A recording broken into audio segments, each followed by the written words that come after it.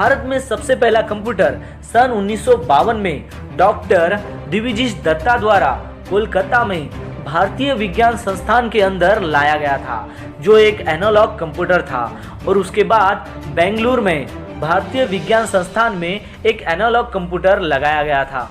लेकिन भारत में वास्तव में कंप्यूटर युग की शुरुआत तो सन 1956 में हुई, जब कोलकाता भारतीय विज्ञान संस्थान के अंदर डिजिटल कंप्यूटर HEC-2M लगाया था।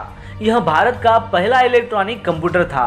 इस कंप्यूटर के आने के बाद भारत जापान के बाद एशिया का दूसरा ऐसा देश बन गया था जिसने कंप्यूटर टेक्नोलॉजी का इस्तेमाल किया था। फिर सन 1958 में URL नामक का एक कंप्यूटर भारतीय सांख्यिकी संस्थान कोलकाता में लगाया गया, जो आकार में HEC-2M से भी बड़ा था। इस कंप्यूटर को रूस से खरीदा गया था और सन 1964 में इन दोनों कंप्यूटर का इस्तेमाल बंद कर दिया, क्योंकि उस समय IBM ने अपना पहला कंप्यूटर IBM 1401 भारतीय सांख्यिकी संस्थान कोलकाता में लगाया, जो IBM 14 सीरीज का पहला कंप्यूटर था, जो एक डाटा प्रोसेसिंग सिस्टम कंप्यूटर था, जिसे IBM ने सन 1959 में बनाया था। अभी तक जितने भी कंप्यूटर बने थे सभी दूसरे देशों से खरीदे गए थे, भारत में एक भी नहीं बना था।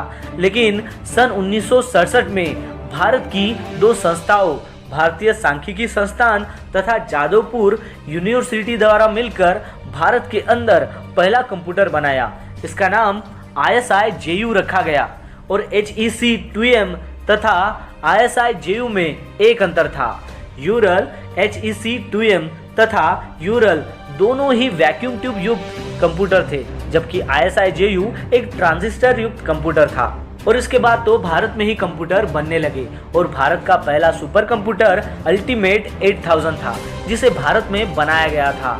और आज तो बहुत लेटेस्ट कंप्यूटर भारत के अंदर बनाए जाते हैं। बहुत सी अच्छी कंपनी भारत के अंदर